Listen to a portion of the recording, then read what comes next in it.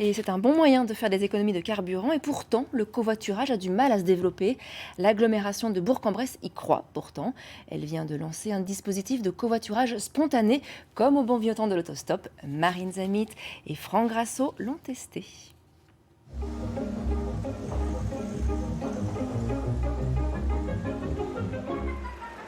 Vous vous souvenez effectivement de ce geste de l'autostop? Eh bien, celui qui va remplacer ce geste du pouce tendu, c'est ce geste-là simplement. J'appuie sur Bourg-en-Bresse et le bout de mon pouce, c'est désormais ce panneau d'affichage qui alerte en fait les automobilistes que je suis à la recherche d'un covoiturage.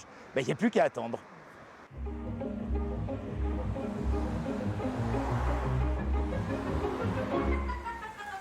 Le panneau reste allumé 5 minutes. On va bien voir. Et pourtant, qu'est-ce qu'on voit comme voiture avec une seule personne à l'intérieur? Est-ce que vous pouvez nous emmener à Bourg-en-Bresse?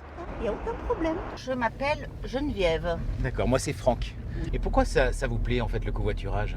Vous avez des personnes qui n'ont peut-être pas le moyen de se rendre en ville tous les jours avec l'augmentation du coût de la vie, du carburant.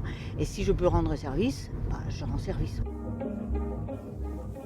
Merci beaucoup Geneviève. On va peut-être se saluer à l'extérieur quand même. Il faut qu'on évolue, il faut qu'on change de mentalité. On n'est plus à l'époque où chacun vit sa vie tranquille.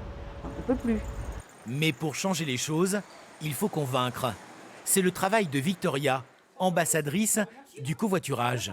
Et c'est totalement gratuit et vous avez simplement appuyé sur le bouton, il y a destination qui s'affiche sur le panneau. Victoria doit aussi rassurer les futurs passagers. Je sais que les gens peuvent avoir des freins, des peurs.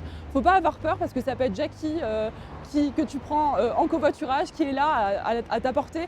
Ça peut être Frédéric qui tient la boulangerie d'à côté. Faut pas avoir peur parce que c'est ton voisin.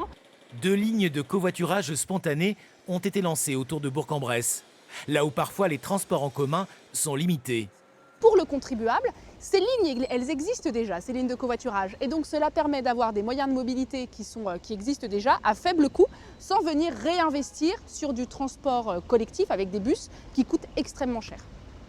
Les personnes qui ont testé avouent que ce n'est pas tout à fait comme un bus à horaire fixe. Il y a quelques inconnus.